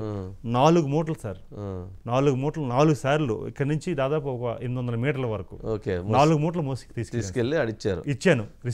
రిసీవ్డ్ కాపీ వచ్చాక స్టాంప్ వేసి ఇస్తే నేను ఎంత ఫీల్ అయ్యానంటే, నా నాయకుడి కోసం నేను ఈరోజు రాజముద్ర వేయించుకున్నాను, ఖచ్చితంగా అది అవుతుంది అనేది ఫీల్తో వచ్చేస్తున్నాను. వచ్చిస్తుంటే ఒక తెలుగోడు మన ఆంధ్రవాడు బయటనే ఉన్నాడు, రాష్ట్రపతి భవన్ నుంచి బయటకు వచ్చాడు, ఇట్లా కౌగులించుకున్నాడు ఒకేసారి. అదంతా అబ్జర్వ్ చేస్తున్నాడు ఆయన. అంటే కౌగులించుకుని, అన్న ఎక్కడ శ్రీకాకుళం, ఎక్కడ ఢిల్లీ, ఏంటన్న ఇది అంటూ మాట్లాడుతూ అన్నాడు. అంటే ఏంటన్నంటే, లేదు మనం చెయ్యాలి బాధ్యత అని చెప్పి వెళ్ళిపోతే లోకేష్ గారు అక్కడ గలదేవ్ గారి ఇంట్లో ఉన్నారు. నేను వెళ్ళి నమస్కారం పెట్టి ఇట్లా రాజముద్ర వేసిన రిసీవ్డ్ కాపీ చూపించా. ఆ రోజు అన్నారు, నాకు ఎంత ఆనందం కలిగింది మాట అంటే, ఎంపీలకు చెప్పి చూడండి అన్న ఏ డిఫరెంట్గా ఆలోచించాడు, రాష్ట్రపతికి వచ్చి 1,00,000 కార్డులు ఇచ్చి వెళ్ళాడు. మనం అంతా అక్కడికి వెళ్ళాం, మన ఎంపీ స్థాయిలో చేయాల్సిన పని ఇది, అన్న మామూలు చేశాడు అన్నాడు. నాకు ఒక్కసారి అనిపించింది ఇట్లా కౌగులించుకొని. అంతే కదా, అందరూ ఇక్కడ జైలుకు రాస్తే మీరు ప్రెసిడెంట్ ఆఫ్ ఇండియాకు పోయి కార్డులు తీసుకొని పోయి ఆ మోసుకొని తీసుకుపోయి ఇచ్చారంటే ఇట్లా కౌగులించుకొని చాలా ఆనందం పడుతుంది. ఆ రోజు నాకు అనిపించింది సార్, అంటే ఎంపీలు చేయాల్సిన పని ఏం చేశారు చూసారు, ఎంత ఆలోచించారంటే మిమ్మల్ని అప్పుడు ఆలోచించుకొని ఉంటాడు. నాకైతే తెలీదు, అసలు నాకు తెలీదు ఏ సందర్భం కూడా, నేను ఇప్పుడు ఎప్పుడైనా అది డిస్కషన్ కూడా లేదు. అట్లా అయిన తర్వాత మనసులో కలిగి ఉంటుంది కదా, అంతే సార్. మనం చేయాల్సిన పని ఆయన చేసినట్టు ఆయన ఉండాల్సింది ఇక్కడ అనుకోను. ఏమో మరి సార్ అది అయింది. అలా వెళ్తుంటే మీడియా వచ్చారు, మన తెలుగు మీడియా అంతా వచ్చారు. ఆంధ్రభవన్లో మీడియా మీటింగ్ పెడితే మన మిత్రులు అందరూ అన్నారు, అన్న ఎందుకు ఇట్లా ఆలోచన వచ్చిందంటే నేను చెప్పా, నాయకుడికి అంటే చాలా ఇష్టం, నేనే కాదు చాలా మంది ఇష్టం. నాయకుడు మా మిస్సెస్ అంటది, ఆ రోజు ఇట్లా క్లిప్పింగ్స్ చూసింది, ఇట్లా జైల్లోకి వెళ్తుంటే అసలు ఊహించుకోలేకపోయాం మేము, అసలు ఇది సాధ్యమా, ఆయన జైలుకి వెళ్ళడం ఏంటి, అది ఎంత అవమానం, మా తెలుగువాడికి అవమానం, ఇదంతా తప్పు అనే ఫీలింగ్ క్రియేట్ అయినప్పుడు మీకు ఇంకో విచిత్రమైన విషయం చెప్తాను సార్. సార్ జైల్లో ఇలా అడుగుపెట్టిన క్షణంలో 2,000 మంది మహిళలతో ఫస్ట్ ఎంటైర్ స్టేట్లో ప్రోగ్రామ్ చేసేది కలిసి టప్పలనేది సార్. హెచ్ఆర్ఎల్ కాన్స్టిట్యున్సీలో 2,000 మంది మహిళలతో ఈ ముర్రాటాలు ఇచ్చి అమ్మవారికి మా గడ్డ కంచడం ప్రోగ్రామ్ అయింది. రాత్రి 8 నుంచి 12 వరకు చేసాం ప్రోగ్రామ్. ఎవరికి తెలియదు, మా సీఎం సస్పెండ్ చేశారు గవర్నమెంట్. అంతమంది ప్రోగ్రామ్ ఇన్ఫర్మేషన్ లేకపోవడం ఏంటండి. అట్లా చేసాం. అది ఫీల్ సార్ అది. అదేలేండి. అప్పలనాయుడుకి తెలుగుదేశం పార్టీకి మా నాయకుడికి ఉన్న అనుబంధాన్ని మా నియోజకవర్గ ప్రజలు ఐడెంటిఫై చేశారు. లేకపోతే 2000 మంది రావడం ఏంటి సార్? అంతే, ఒక్కసారిగా వచ్చి అంతమంది. ఒక్కసారి మందికి ఆ ప్రోగ్రామ్ ఫస్ట్ స్టేట్లో నేను చేశాను సార్. అలాగా దాదాపు అలాంటి ఈవెంట్స్ ఒక 50 చేశాను సార్, 50 రోజులు. ఓకే, అట్లాగా ఆ బంధాలు క్రియేట్ అయ్యాయి. అంతే, ఒక్కొక్క డిఫరెంట్ సార్. అదే ఆలోచన విధానంలోనే ఇది చేస్తున్నారు. మీ ఆలోచనలో అంటే మీ సత్యమణి ప్రభ, మీ కుమార్తె, అంటే ప్రతిదీ ఆలోచన నిఖిల, అంటే నిఖిల ట్రస్టా, నిఖిల చారిటబుల్ ట్రస్ట్, నిఖిల కలిసి నిఖిల కలిసెట్టి చారిటబుల్ ట్రస్ట్ ఏంటి అసలు, ఎందుకు ఏర్పాటు చేశారు, దాని ఆలోచన ఏంటి? ఆ ట్రస్ట్ ద్వారా అంటే ఇప్పుడు స్కూల్స్ అన్ని దాని మీద ఉన్నట్టుండే, ట్రస్ట్ ద్వారా అనేక సేవా కార్యక్రమాలు ఇవన్నీ ఉన్నట్టుండే, ఏంటి అసలు ఆ ప్రస్థానం ఏంటి, ఆలోచన ఏంటి? అంటే నా కూతురు మెరికల్ సార్. ఓకే, ఎట్లా మెరికల్ అంటే డాక్టర్స్ అందరు కూడా సారీ అమ్మ పాప లేదు, బేబీ లేదు, మా మిసెస్ చెప్పారు. సారీ అమ్మ మీరు ఇంటికి వెళ్ళిపోవచ్చు అని చెప్పారు. చెప్పేటప్పుడు మా మిస్సెస్ చాలా నేను నాతో పాటు ఆమె కూడా మంచి కాన్ఫిడెంట్. సార్ నాకు బిడ్డ పుడుతుంది, మీరు తప్పు చెప్తున్నారు అన్నది మా మిస్సెస్. అంటే వాళ్ళకి వేరే ఉద్దేశంతో కాదు, వాళ్ళు స్కానింగ్లో చూసింది లేదన్నారు. నేను బయటికి ఉన్నాను చెప్పారు, నేను లక్ష్మీనరసింహస్వామిని ఎక్కువ ఇష్టపడ, అంటే స్వామివారిని ఎక్కువ నాకు మా కులదైవం. నేను కూడా నాకు చిన్నప్పుడు నేను ప్రమాదం జరిగినప్పుడు కూడా ఇంకా చనిపోతారు బిడ్డలేరని మా అమ్మకి చెప్పినప్పుడు కూడా సింహాద్రప్ప అని అంటారు మా ప్రాంతంలో, సింహాద్రప్ప అని అంటారు, అందుకే అప్పలనాయుడు పేరు పెట్టారు. ఆయన పేరు పెట్టి నన్ను చేశారు. నాకు ఇష్టం. నేనేం చెప్పానంటే నేను అంత ముక్కున్నా, నాకు బిడ్డ పుట్టాలి, అది కూడా ఆడపిల్ల పుట్టాలండి సహజంగా. మా ఇద్దరం అనుకున్నాం, ముక్కు అంతా తీర్చుకుని వస్తాం ప్రభా, దేవుడికి ఎప్పుడు కూడా మనకు నష్టం జరుగుతుందని విడిచిపెట్టడం, మేలు జరిగిందని మనం కృతజ్ఞత చెప్పకూడదు. ఖచ్చితంగా ఏదో జరుగుతుంది. నేను వెళ్ళి ముందంతా ఇది తీసేసి అంతా గడ్డం అంతా కూడా ఉంటుంది కదా, ముక్కు తీర్చుకుని వస్తా, నేను వెళ్తున్నా, నువ్వు ధైర్యంగా ఉన్నాను. ముక్కు తీర్చుకుని వచ్చా, డాక్టర్ గారు కంగ్రాచులేషన్ చెప్పారు. అంటే ఇదంతా ఎందుకు చెప్తున్నానంటే సార్, మన యాటిట్యూడ్ ఖచ్చితంగా పాజిటివ్గా ఉండాలి సార్. అవసరం ఉంటే ఒకలాగా, అవసరం లేకపోతే ఒకలాగా కాదు. అంతే, దేవుడు ఈ పని చేసి పెట్టు అప్పుడు వస్తానని మన పని మనం చేస్తే దేవుడు చేస్తాడని మీ భావన. అట్లా వెళ్ళాం, చేసాం. అందుకు ఈ పాప దేవుడిచ్చిన బిడ్డ, యూనివర్స్ ఇచ్చిన బిడ్డ, తనతో ఏదైనా చేయించాలని మా ఇద్దరం అనుకొని నిఖిల చారిటబుల్ ట్రస్ట్ పెట్టాం. ఇంకేంటంటే తెలిసిన విషయం, లోకేష్ గారు చాలా ఇష్టమైన వ్యక్తి పాప, చాలా ఇష్టం. ఎట్లా విషయం ఏంటంటే ఒక సంఘటన జరిగింది. నా కూతురు 4th క్లాస్ అవుతుంది, నా 9th ఇయర్ తనకప్పుడు.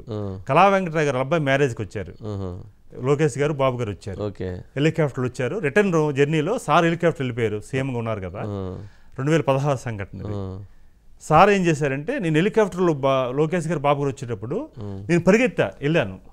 సహజంగా నాకు ఇష్టమైంది ఏంటంటే ఎవరు ఏమనుకుంటా నాకు అవసరం లేదు, నా పని నాదే. నేను పరిగెత్తి వెళ్ళాను హెలికాప్టర్ దగ్గరికి. అది పిఎస్ సాంబశివరావు గారు గమనించారు. నాకు తెలియదు ఆ విషయం, లోకేష్ గారు కూడా గమనించారు. నేను కొద్దిగా ఈ షూట్ పరిగెడుతుంటే సంథింగ్ సార్కి అప్పుడు అంత ఐడెంటిఫికేషన్ లేదు, లోకేష్ గారికి. సార్కి ఐడెంటిఫికేషన్ ఉంది.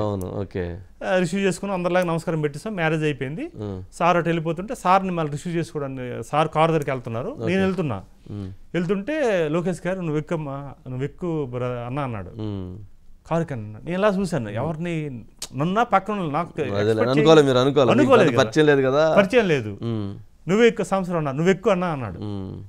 ఎక్కిన తర్వాత ఆ గ్యాప్లో రైతు ఎట్లా పండిస్తాడు, వాటర్ ఎలాగ వస్తుంది, అసలు వాటర్ని టీఎంసీని ఎట్లా కొలుస్తారు, లేకపోతే కార్మికుడు ఏమనుకుంటున్నాడు, ఉద్యోగస్తుడు ఆలోచనలు ఏంటి, ఈ ప్రాంతంలో భూములు ఏంటి పండుతాయి, లేకపోతే వీళ్ళకి ఏమి సోర్స్, ఇవన్నీ అడుగుతున్నాడు ఈయన.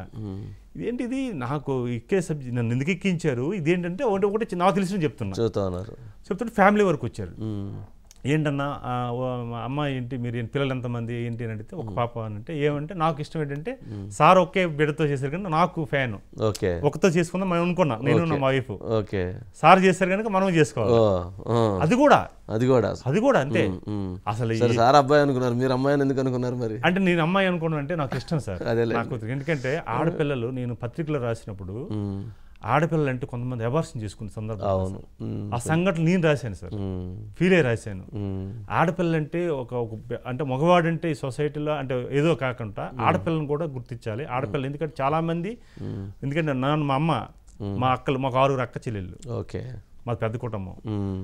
నన్ను ఆడపిల్లల మధ్యలో చిన్నప్పటి నుంచి కూడా వాళ్ళ మధ్య నిద్రపోయేవాడు నేను. ఓకే. ఇట్లా ఒక ఎఫెక్షన్. మా అమ్మ అంటే నా ప్రాణం. తల్లి ఆడదే కదా, అంతే కదా, ఎవరికైనా తల్లి సృష్టి కదా సార్. అలాగే చాలా మంది నాకున్న క్లాస్మేట్స్, నాకు ఇంటర్మీడియట్లో కానీ 10th క్లాస్లో కానీ లేకపోతే నాకు డిగ్రీలో కానీ నాకున్న ఫ్రెండ్స్ అందరూ లేడీసే. ఫ్రాంక్గా చెప్తున్నా. ఇష్టపడేవాళ్ళు అన్న అన్న అని, లేకపోతే తమ్ముడని, లేకపోతే అప్పలనాడని. అంటే మీరు 6 అక్కలు వెళ్ళి కాబట్టి అందరి మధ్యలో మీరు ఉంటారు కాబట్టి ఎవరైనా ఇది ఉంటుంది కదా. సో నాకు ఏం చెప్పారు మరి లోకేష్ గారు? అది చెప్తే లోకేష్ గారు మాట్లాడితే, అన్న ఒక పాప అన్న నిఖిల, తను 4th క్లాస్ అవుతుందని అంటే, అప్పుడు వెంటనే అన్న ఎక్కడ ఉంటారు పాప అని అడిగారు. అక్కడే అన్న స్కూల్లో ఉంటుందంటే స్కూల్కి పోదాం పోదా అన్నాడు ఆయన. నేను షాకు. లేదన్నా స్కూల్ అంటే స్కూల్ కొద్దిగా జస్ట్ రోడ్ నుంచి వెళ్ళాలి. లేదన్నా నేను ఫోన్ చేసినప్పుడు మా డ్రైవర్కి ఫోన్ చేసి ఇమ్మీడియట్గా పాపని రోడ్డు మీద తీసుకురా అన్నాడు. లేదు స్కూల్కి పోదాం అంటాడు ఆయన.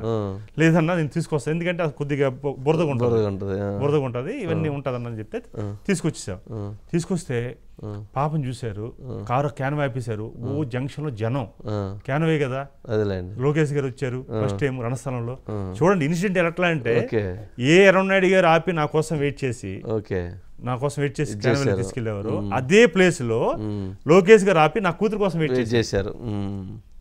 ఆపి వచ్చేటప్పుడు జనం, ఇటు లోకేష్ గారు అప్పలనాయుడు కోసం, ఆ అమ్మాయి కోసం ఆపారని వచ్చారు. పాప ఏదో తెచ్చింది, ఇస్తే అన్నాడు ఆయన, తల్లి నాలా చదువుకోవాలి, చదువు చాలా ఇంపార్టెంట్, నాన్న నీ కోసం చెప్పారు, నాన్న ఒక్కరితో ఆపారంటే ఏదో నువ్వు చేయాలి అని ఆయన స్టైల్లో అప్పుడే చెప్పారు. చెప్పి ఫొటోస్ తీసుకున్న తర్వాత హ్యాపీ అయిపోయాక మేము జర్నీ చేస్తాం. పాప వెళ్ళిపోయింది. పాప సాయంత్రం అడిగింది, డాడీ నా లోకేష్ అన్నయ్య ఏం చదువుకున్నాను అడిగింది. సరేనమ్మా నీకు ఇస్తాను అని చెప్పేసి మొత్తం డేటా తీసిచ్చాను. అన్నయ్య ఎక్కడ చదువుకున్నాడో నేను ఆ యూనివర్సిటీ చదువుతున్నాను అన్నది అమెరికా సాయంత్రానికి. అంటే అమ్మో ఇదేదో ఉంది, ఆలోచన బలంగా ఉంది అనుకుంది. తను నేను ఎప్పుడైనా మాట్లాడినప్పుడు, నేను వెళ్ళేటప్పుడు కూడా సారు అడగడం, బాబు లోకేష్ గారు అడుగుతుంటారు ఎట్లా ఉంది నీకు ఎట్లా ఉంది, పేరు పెట్టే చదువుతుందంటే స్టెప్ బై స్టెప్ ఇట్లాగా చెప్తే ఆ ఆలోచన నాకు ఏమనిపించింది అంటే, అక్కడ ఉండకూడదు, ఇమ్మీడియట్ గా షిఫ్ట్ చేయాలని చెప్పేసి నా ఊర్లో, హైదరాబాద్ కాదు ఆ టైంలోనే ఓక్రిడ్జ్ వైజాగ్ లో రోజు మాకు ఒక 40-50 కిలోమీటర్లు పెట్టేశాను. ఎందుకంటే ఆ స్టెప్ లోకి వెళ్ళాలంటే తనకు బెటర్ ఇవ్వాలి. ట్రస్ట్ ఇచ్చిన తర్వాత ఏమైందంటే, ట్రస్ట్ ఏం చేసామంటే, ఆ ట్రస్ట్ నుంచి యాక్టివిటీస్ నిఖిల కలిసి అనేది, నిఖిల అనేది తను ప్రతి ఒక్కరు కూడా మంచి జరిగేటప్పుడు తన పేరు ప్రస్థానం చేసుకోవాలి, తన ద్వారా జరుగుతుంది మంచి జరుగుతుంది అనుకోవాలి. తనకి ఏదో ఒక రాబట్టి కదా మెరికల్ జరిగింది. ఇప్పుడు బిడ్డ లేనప్పుడు అన్నారు, బేబీ లేదు అని ఇప్పుడు డాక్టర్ చెప్పినప్పుడు తను బయటకు వచ్చేటప్పుడు తన ద్వారా ఏదో చేయాలని యూనివర్స్ చెప్పింది. సో ఖచ్చితంగా చేయాలని చెప్పి పెడితే అద్భుతంగా నేను చేశాను సార్. చేస్తే ఈరోజు రిజల్ట్ ఏంటంటే, ఈ 3 జిల్లాల్లో మొన్న కరోనా టైంలో కూడా నిఖిల సార్టబుల్ ట్రస్ట్తో చేసే కార్యక్రమం ఎక్కడ కూడా చేసాం. ఈరోజు నన్ను ఎంత గౌరవిస్తున్నారో నా బిడ్డను కూడా అట్లా గౌరవిస్తున్నారు. ఈరోజు అందరినీ కలిసినప్పుడు, నిన్న కూడా లోకేష్ గారిని కలిసినప్పుడు కూడా పాపను తీసుకెళ్ళా. మొన్న కూడా పాదయాత్రలో కూడా కలిసి నేను ఏ యూనివర్సిటీ చదవాలంటే ఆ డైరెక్షన్తో ఓక్స్ యూనివర్సిటీ చదవమని చెప్పేసి పడాను. ఆ డైరెక్షన్ టోటల్ ఎడ్యుకేషన్ కూడా. సో ఈ కుటుంబం హ్యాపీగా వెళ్తుంది. మాకేంటంటే నా అదృష్టం బేసిక్గా సారు లోకేష్ గారు. ఇంకంతే. నాకు ఏంటి అసలు చంద్రబాబు నాయుడు గారి దగ్గర అసలు ఏం చూశారు, వారిలో ఏం కనిపిస్తూ ఉంటుంది మీకు? జనరల్గా ఒకరిని చూస్తే ఒకటి కనిపిస్తూ ఉంటుంది, ఏం కనిపిస్తుంది మీకు? సార్ ఆయన మాటల్లో ఆయన నాకు ఎవరన్నా కాంగ్రెస్ పార్టీ ప్రతిపక్ష నాయకులు ఇప్పుడు కూడా 2 ఎకరాల్లో ఉన్న 2 ఎకరాల రైతు బిడ్డ ఏం లేదు ఈరోజు ఇలా సంపాదించాడని కామెంట్ చేసేవారు సహజంగా. అవును. నాకు ఏం ప్లస్ కనిపించింది అందులో, సంపాదించడం అనేది కాదు, పక్కన పెట్టండి, నేను నమ్ముతా బలంగా. నేనే కాదు, సామాన్యుడు కూడా సంపాదించాడు. 2 ఎకరాల రైతు, సామాన్య రైతు ఒక చీఫ్ మినిస్టర్ అయ్యాడు. చీఫ్ మినిస్టర్ అనేది ప్రపంచ దేశాలు కూడా ఆకర్షించాడంటే చిన్న విషయం కాదు సార్. అందులో నేను గమనించేవాడిని, ఆ కామెంట్ లో పాజిటివ్ తీసుకునేవాడిని. అంటే సార్లో ఏదో ఉందని ఒక బుక్ ఉమారెడ్డి వెంకటేశ్వర్ల బుక్ రాశాడు సార్ ఆయన మీద. ఆ బుక్ నాకు ఈ రోజుకి ఉంది, ఏ రోజుకి ఉంటుంది. మన పెద్ద రామారావు గారు లాస్ట్ రాసిన బుక్ కూడా నా దగ్గర ఉంది. నెంబర్ ఆఫ్ బుక్స్ ఉన్నాయి. ప్రతిదీ కూడా చదువుతాను సార్ ఆయన.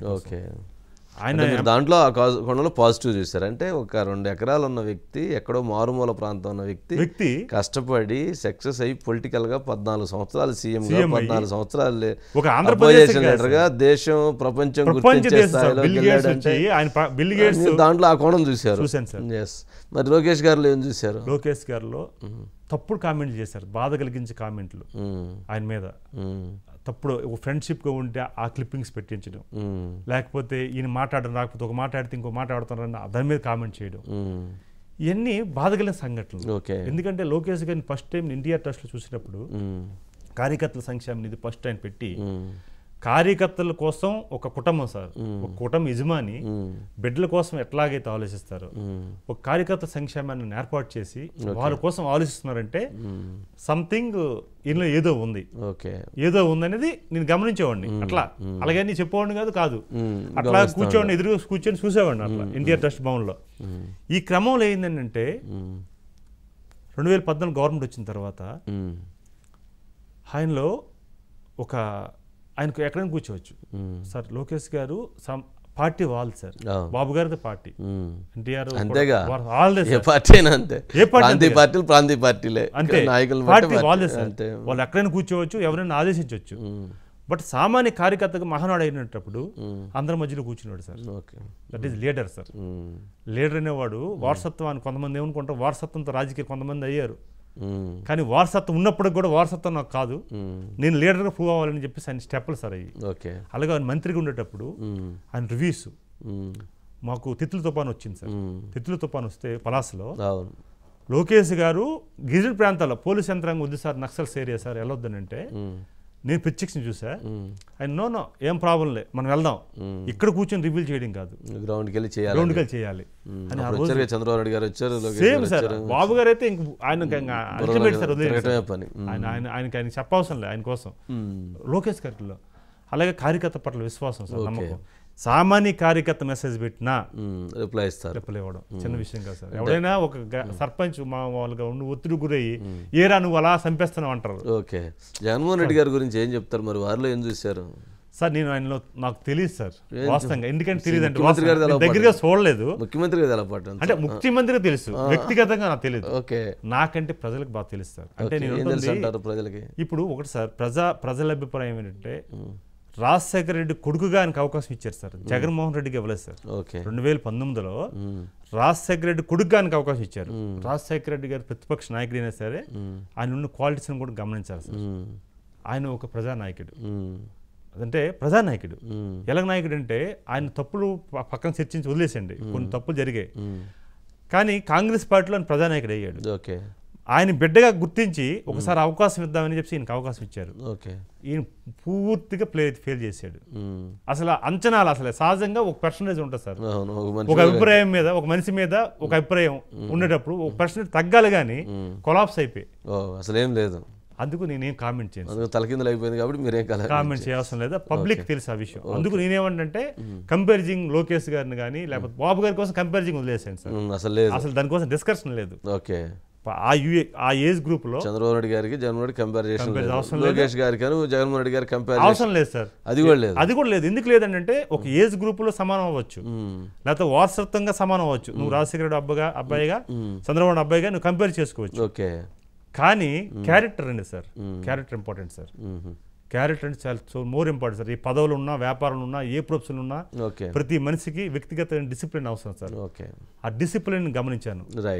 ఆ డిసిప్లిన్ అనేది అల్టిమేట్ సార్. సిస్టమేటిక్. విజయనగరం ఎంపీగా నిలబడుతున్నారు. ఏం చేయాలనుకుంటున్నారు అసలు? విజయనగరం పార్లమెంట్ని ఏ స్థాయిలో అభివృద్ధి చేయాలనుకున్నారు? మీ విజన్ ఏంటి? నేను యాక్చువల్గా ఇచ్చాల నియోజకవర్గాన్ని విజన్ చేసుకున్నా. విజయవాడలో రాజధానికి వచ్చిన వాళ్ళకి, నా ప్రజలకి, ఇచ్చాల నియోజకవర్గ ప్రజలకి ఏ ఆటంకం కలగకూడదని ఫుడ్ అకామిడేషన్ ఏర్పాటు చేశారు విజయవాడలో. హెచ్ఆర్ల భవనాన్ని పెట్టి ఈ రోజు నడుస్తుంది అది. అవునా?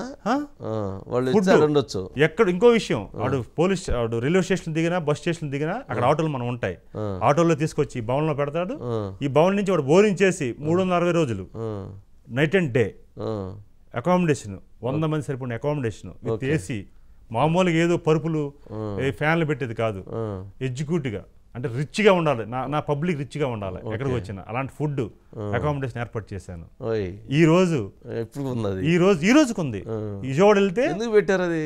నాకు ఇష్టం సార్, నన్ను ప్రేమించి గౌరవించి ఎంత స్థాయి తీసుకొచ్చిన తెలుగుదేశం పార్టీ, నా ప్రజలు ఈరోజు ప్రజల సపోర్టే కదా సార్. Yes, ఒక ఎంపీని చేశారంటే, అభ్యర్థిగా నన్ను గుర్తించి పార్టీ ఇచ్చిందంటే, అక్కడున్న ప్రజలు ఎంత ప్రేమగా నన్ను ఓట్ చేయకపోతే, అదే ప్రజాబలం ఉండబట్టే. ప్రజాబలం సార్ ఇది, ప్రజాబలం. ఆ ప్రజలు నన్ను ప్రేమిస్తున్నప్పుడు ఆ ప్రజలు నేను గౌరవించాలి సార్, ఓకే. ప్రేమించాలి. అట్లా పెట్టినప్పుడు అవి చూడండి, అక్కడ పెట్టింది ఇచ్చేర్ల భవన్ పెట్టిన తెలుగుదేశం కార్యకర్తలు నాయకులకు కాదు సార్, అది ప్రజలకి. అంటే ఎవరైనా ఏ పార్టీలోనే వచ్చి వెళ్ళొచ్చు. ఈ రోజు అంటే విజయనగరం అభివృద్ధి అంటారు. ఎస్, ఈ రోజు అక్కడ అమరావతిలో విజయనగరం పార్లమెంట్ పబ్లిక్ ఒక భవనాన్ని ఏర్పాటు చేశా, ఆల్రెడీ డిజైన్ చేశా. ఈ రోజు ఓపెనింగ్ అవుతుంది ఢిల్లీలో. ఢిల్లీలో ఓపెన్ అవుతుంది. నా మిత్రుడు చెప్పాను, అక్కడ అపార్ట్మెంట్ తీసుకున్నా. నా పార్లమెంట్ ప్రజలు ఎవరు వచ్చినా సరే ఢిల్లీ మన రాజధానిలో ఇన్ని రోజులైనా ఫుడ్ అకామిడేషన్, ఫుడ్ అండ్ పెట్టేస్తున్నాం. ఈ రోజు ఓపెన్ అయిపోతుంది. అది జరిగిపోతుంటుంది సార్ అమరావతిలో, ఇక్కడ ఢిల్లీలో. అక్కడ నా పార్లమెంట్ ఉన్న ప్రజలు ఎవ్వరు కూడా ఏ ప్రాంతానికి వెళ్ళా సరే ఇబ్బంది పడకూడదు. నా కాన్సెప్ట్ అది.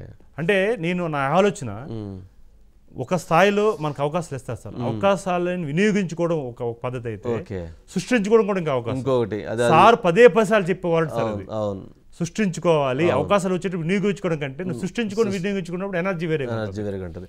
విజయనగరం పార్లమెంటు నియోజకవర్గంలో ఉన్నటువంటి ప్రజలందరికీ మహా న్యూస్ ద్వారా అప్పలనాయుడు గారు తెలుగుదేశం పార్టీ అభ్యర్థిగా ఏం చెప్తారు, ఏం విన్నవించుకుంటారు చెప్పండి. ఈరోజు తెలుగుదేశం పార్టీ అవకాశం ఇచ్చింది, మీరు కూడా అవకాశం ఇస్తున్నారు పార్లమెంట్ సభ్యుడిగా, నాకు తెలుసు. నేను చాలా నమ్ముతాను. ఎందుకంటే అప్పలనాయుడిగా ఒక ఇటువంటి వైట్ పేపర్, ఇటువంటి చిన్న మరక కూడా లేని ఒక అప్పలనాయుడిని ఏ స్థాయిలో మీరు చూశారు. ఏది చేసినా, పార్టీలో చేసినా, ప్రభుత్వంలో చేసినా. ఎందుకంటే నేను ఆ రోజు కూడా మార్కెట్ కమిటీ చైర్మన్ చేసినప్పుడు ఉమ్మడి రాష్ట్రం ఉన్న ముఖ్యమంత్రి best market committee chairman award ఇచ్చారు నాకు. సో అది మీరు చూశారు. అలాగే పార్టీలో కూడా బెస్ట్ అవార్డు తీసుకున్నాం. నా ప్రొఫెషన్లో కూడా రామోజీ గారి చేతుల మీద, చైర్మన్ గారి చేతుల మీద అవార్డు తీసుకున్న సందర్భాలు చూసుకున్నాం. అలాగే చాలామంది ఈరోజు అశోక్ రోజు గారు నేనంటే ఒక 5 నిమిషాలు కేటాయించిన సందర్భాన్ని మాట్లాడితే నీతి నిజాయితీ ఉన్న వ్యక్తి. ఆయనతో నా ట్రైనింగ్ ప్రోగ్రాం కూడా ఆ రోజు ఆయనతో ఓపెన్ చేశాను. ఇలా అప్పలనాయుడు కోసం తెలిసిన ప్రజలు, పార్లమెంట్ ప్రజలు ప్రతి ఒక్కరు తెలుసు. అలాగే నా సామాజిక వర్గం, నా సోదరులు, తూర్పుకాపు సోదరులు, ఇటు బీసీ వర్గాలు, అలాగే వర్గాలు, చాలామంది స్నేహపూర్వకమైన దళిత వర్గాలు, ముఖ్యంగా నా స్నేహపూర్వకమైన బంధాలు. ఈరోజు ఎంపీ అవుతాను, లేకపోతే ఒక తెలుగుదేశం పార్టీ అభ్యర్థిని అవుతానని చెప్పుకోవడం కాదు. నా స్నేహం అనేది అన్ని వర్గాల్లో ఉన్నాయి. ముస్లిమ్స్ ఇప్పుడు 25 ఏళ్ళ కిందట రణస్థలంలో వాళ్ళు మసీదు నమాజ్ చేసుకుంటామంటే వారికి చూసినప్పుడు వారు సుబాని నా బావున్నాడు, బావని పిలుస్తాను, ఆయన అధ్యక్షుడు. ఆ రోజు ఎకరా 20 సెంట్లు ఆ రోజు 15,000 రూపాయలకి కొని నాతో శంకుస్థాపన చేశారు ముస్లిమ్స్ మసీదు. సెంటిమెంట్గా ఒక హిందూ ఒక ముస్లిం చేయరు, ఆ మత ప్రజలే చేయాలి. నాతో పాటు శంకుస్థాపన చేసే సందర్భాలు ఉన్నాయి. అలాగే క్రిస్టియన్స్ సోదరులు కానీ వీరందరితో ఒక మమేకం, ఇటు హిందువులు కానీ. అందుకు ఈ అప్పలనాయుడిని చేస్తే ఖచ్చితంగా చేస్తాడని ప్రజలు నేను హామీ ఇవ్వాల్సిన. అందుకని ప్రసంగాల్లో కానీ ప్రెస్ మీట్లో కానీ ఇది బేసిక్గా చేస్తానని కాకుండా అప్పలనాయుడు 100% ఏదైనా చేస్తాడు. ప్రధానంగా నేను విషయాన్ని తెలుసుకుంటాను. ఏదో గంభీరంగా ఉండి ఏదో సగటు రాజకీయ నాయకుల్లాగా ఏదో మాట్లాడడం కంటే అసలు ప్రాబ్లం ఏంటి, దీన్ని ఎట్లా సొల్యూషన్ చేస్తాను, దీన్ని స్టడీ చేస్తాను. ఆ స్టడీ చేసే విషయాన్ని కూడా మా ప్రజలు తెలుసు. అందుకు అక్కడ ఉన్న ప్రధానంగా రైల్వే సమస్యలు కానీ, కేంద్రం సంబంధించి ఏ ప్రాజెక్టులు వస్తే అక్కడ ఉన్న పబ్లిక్ ఉపయోగపడుతుందో, ముఖ్యంగా యువతకి ఏ విధంగా ఉపయోగపడుతుందో స్టడీ చేసి ఖచ్చితంగా నాకున్న నాలెడ్జ్ని మరికొద్దిగా పెంచుకొని, ఉన్న నాలెడ్జ్ని పెంచుకొని నేను ఎలా చేస్తున్నా మా ప్రజలు తెలుసు. ఖచ్చితంగా నేను 100% బెస్ట్ పార్లమెంట్. నేను ఇప్పుడు కూడా మా వాళ్ళతో మాట్లాడుతుంటే నేను భారతదేశంలోనే ఉత్తమ ఎమ్మెల్యే అవుతాను, రాష్ట్రపతి అవార్డు తీసుకుంటాను, రాష్ట్రపతి భవనానికి వెళ్తాను, ప్రధానమంత్రిని కలుస్తానని చెప్పి సరదాగానే వాడిని. అంటే నాకు ఇన్నర్ ఫీలింగ్ అది. ఈరోజు ఒక ఎమ్మెల్యే అనేవాడు రాష్ట్రపతి దగ్గరికి వెళ్ళి లేకపోతే ప్రధానమంత్రికి వెళ్ళి అది సంఘటన జరగబోవచ్చేమో, కానీ ఈరోజు పార్లమెంట్ అభ్యర్థిగా తెలుగుదేశం పార్టీ ప్రకటించి అద్భుతమైన మెజారిటీతో నేను గెలిచి అడుగు పెడుతున్న పార్లమెంట్లో. ఆ నమ్మకం నాకు ఉంది. ఈరోజు నా కోరిక ఒకటే, పార్లమెంట్లో ఉన్న నియోజకవర్గం ప్రజలు ఏదైతే నమ్మి పార్టీ నమ్మి నన్ను అభ్యర్థికి ఇచ్చిందో, రేపు మంచి మెజారిటీతో నన్ను మీరు పార్లమెంట్ పంపిస్తున్నారో అదే నమ్మకంతో, అదే రాష్ట్రపతి గారితో, అదే ప్రధానమంత్రి గారితో బెస్ట్ పార్లమెంటరీగా తీసుకోవాలి నేను సంకల్పించుకున్నాను. ఆ రోజు నిన్న ప్రకటించిన మరుక్షణం నేను సంకల్పించుకున్నాను ఎన్ఆర్ మైండ్లో. అది జరుగుతుంది. ఆ రోజు నేను చివరి రోజున సక్సెస్ అనేది ఎప్పుడు కూడా చెప్తున్నా. నా చంద్రబాబు నాయుడు గారు చెప్పింది ఏంటంటే, ఒక పార్టీ టికెట్ ఇచ్చినప్పుడు గెలిచినప్పుడు సక్సెస్ కాదు, 5 years చేసిన తర్వాత ఆ పార్లమెంట్లో పరిధిలో ప్రతి గ్రామం తిరుగుతున్నప్పుడు ఆ పబ్లిక్ ఎదురు వచ్చేటప్పుడు మనం స్వాగతించినప్పుడే నిజమైన సక్సెస్ అని నేను బలంగా నమ్మిన వ్యక్తిని. ఆ రోజు ఎదురు చూస్తున్నాను. ఆ రోజే నేను ప్రౌడ్గా ఫీల్ అయ్యి మా పబ్లిక్ని సంబరాలు చేసుకోమని చెప్పాను. మా మిత్రులు ఫోన్ చేసి చెప్తున్నారు, మేము సంబరాలు చేసుకుంటాను. సంబరాలు ఇప్పుడు కాదురా, రేపు మనం గెలుస్తున్నాం. ఆ రోజు కాదురా, రేపు మన చంద్రబాబు నాయుడు గారు ముఖ్యమంత్రి అవుతున్నారు, అక్కడ మోడీ గారు పీఎం అవుతున్నారు. వీరిద్దరి సహకారంతో మన పార్లమెంట్ పరిధిలో ఏవైతే 7 నియోజకవర్గాల్లో ఉన్నాయో ఆ 7 నియోజకవర్గాల్ని మంచి ప్రాజెక్టులు, కొత్త ప్రాజెక్టులు తీసుకొచ్చి యువతకు కానీ, మహిళలకు కానీ, మిగతా రైతులకు కానీ వాటర్ సోర్సెస్ని పెంచి ఆ రోజు సంబరాలు చేసుకోవాలి. అది నిజమైన సంబరాలు అని చెప్పాను.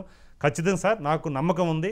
నేను ఖచ్చితంగా మంచి మెజారిటీ ఉత్తరాంధ్రలో, నేను రాష్ట్రం మొత్తం 25 పార్లమెంట్ నేను చెప్పను కానీ 5 పార్లమెంట్లో బెస్ట్ మెజారిటీ నాకు ఇవ్వబోతున్నారు. బెస్ట్ మెజారిటీతో నేను వచ్చి బాబు గారికి గిఫ్ట్ ఇవ్వబోతున్నాను. నా పట్ల నమ్మకం, నా పట్ల విశ్వాసం ఏదైతే మా యువ నాయకుడు నారా లోకేష్ గారు నాకు బ్యాక్ బోన్గా ఉండి నన్ను పంపించి, ఈరోజు బాబు గారు లోకేష్ గారు పంపించి నాకు పార్లమెంట్ పంపిస్తున్నారో ఆ నమ్మకంతో, ఆ ప్రజల నమ్మకంతో నేను బెస్ట్ ఇస్తానని తెలియజేసుకుంటూ thank you sir. Okay, thank you Appalanaidu గారు. అప్పలనాయుడు గారు చాలా స్పష్టంగా చెప్తున్నారు, ఉత్తరాంధ్రలోనే ది బెస్ట్ మెజారిటీతో విజయనగరం ఎంపీగా తెలుగుదేశం పార్టీ అభ్యర్థిగా గెలిచి చంద్రబాబు నాయుడు గారికి గిఫ్ట్గా ఇస్తానంటున్నారు. అదేవిధంగా భారతదేశంలో ఎంపీల్లోనే ఉత్తమ పార్లమెంటేరియన్ అవార్డు తీసుకోవాలనేటువంటి లక్ష్యంతో, ఆ ఆలోచనతో, ఆ కర్తవ్యంతో తాను పనిచేసి ముందుకు వెళతాను. ఆ రోజే మా ఆనందం, ఆ రోజే మా సంబరాలు ఉంటాయనేటువంటి అభిప్రాయాన్ని వ్యక్తం చేస్తున్నారు. ఏదైనా ప్రత్యర్థి పార్టీలని, ప్రత్యర్థి రాజకీయ నాయకుల్ని విమర్శించటం కాదు, ఏదైతే తను ఏమి చేయబోతున్నాను, తను ఏమి అభివృద్ధి చేయబోతున్నాను అనేటువంటి విధానం చెప్పి ప్రజల మన్ననలు పొంది ప్రజల ఆ మనసుల్లోకి వెళ్ళి వారి ద్వారా ముందుకు వెళ్ళేటువంటి దృక్పథంతో ముందుకు వెళుతానని, అదేవిధంగా ఒక సామాన్య కార్యకర్తగా ఊహించని విధంగా ఒక ఎంపీ స్థానాన్ని ఇచ్చినందుకు చంద్రబాబు నాయుడు గారికి, లోకేష్ గారికి కూడా ధన్యవాదాలు తెలియజేస్తున్నానని తెలియజేస్తూ విజయనగరం పార్లమెంటు అభివృద్ధి అనేటువంటి లక్ష్యంతో ముందుకు వెళుతాననేటువంటి అభిప్రాయాన్ని విజయనగరం తెలుగుదేశం పార్టీ, జనసేన, భారతీయ జనతా పార్టీ అభ్యర్థిగా నిలబడుతున్నటువంటి కలిశెట్టి అప్పలనాయుడు గారు మహాన్యూస్లో చెప్తున్నటువంటి అంశం.